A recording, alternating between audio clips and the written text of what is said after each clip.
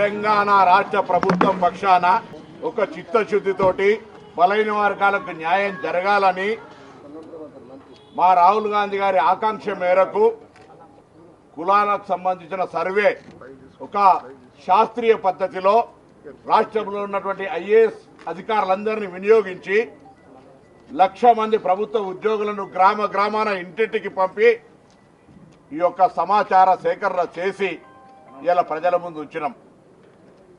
నేను ఇవాళ కూడా పత్రికల్లో చూసిన కొంతమంది బలైన వర్గాల మేధావులు, కొంత బలైన వర్గాలకు సంబంధించినటువంటి సంఘాల వాళ్ళు ఇదేదో తప్పు జరిగినట్టుగా మాట్లాడుతారు.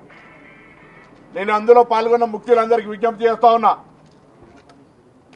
ఈరోజు మధ్యాహ్నం రాష్ట్ర మంత్రిగా కంటే ప్రభుత్వంలో బలైన వర్గాల బిడ్డగా లేదా సమాజంలో ఒక బలైన వర్గాల బిడ్డగా మీ సంశయాలను తీర్చడానికి మేము ఒక ప్రతినిధి బృందంగా మీరు ఏడికి రమ్మంటే అక్కడికి రావడానికి సిద్ధం.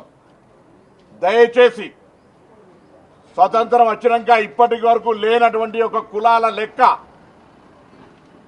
ఇలా కులాల లెక్క దొరికింది. మనకు న్యాయం జరగడానికి కొరకు 46%, 56%, 70%, 90%, ఆ శాతానికి న్యాయం జరగడానికి ఒక రోడ్ మ్యాప్ ఇవ్వని ప్రెషర్ చేద్దాం. ఇప్పుడు జరిగినటువంటి ఇన్ఫర్మేషన్ ఎగ్జిక్యూషన్ కు తీసుకుపోదాం.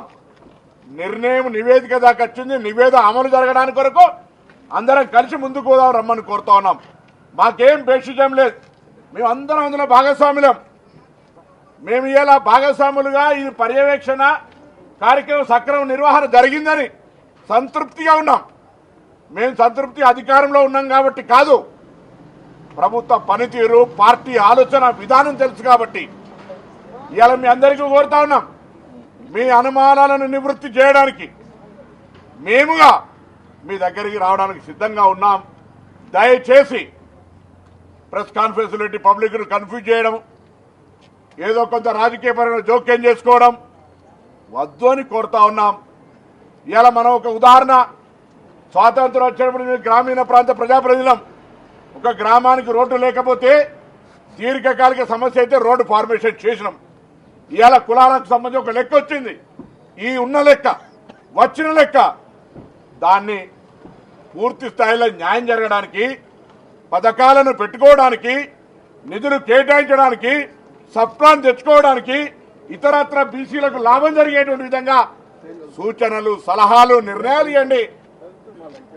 గుడ్డు మీద ఎంటికలు లెక్క పెట్టినట్టు ఇంకోటి ఏదో చేసినట్టు అద్దు. దయచేసి మీ అందరికి కోరుతా ఉన్నా, ఘర్షణ లేదు.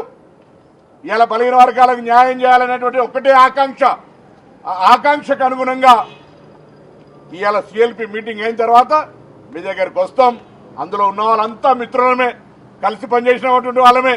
నేను పెద్దలందరి దగ్గరికి ఇవాళ రిటైర్డ్ జస్టిస్ ఈశ్వరయ్య గారు కావచ్చు, రిటైర్డ్ ఐఏఎస్ చిరంజీవులు గారు కావచ్చు, చంద్రకుమార్ గారు కావచ్చు, మాజీ ఐపీఎస్ అధికారి పూర్ణచంద్ర గారు కావచ్చు, జాజుల శ్రీనివాస్ గారు కావచ్చు, కృష్ణయ్య గారు కావచ్చు, వకలాభరణం కావచ్చు, వీళ్ళందరికీ కోరుతా ఉన్నా, అందరూ 2 గంటలకు నేను సిఎల్పి కాగానే మీ దగ్గరకు వస్తా.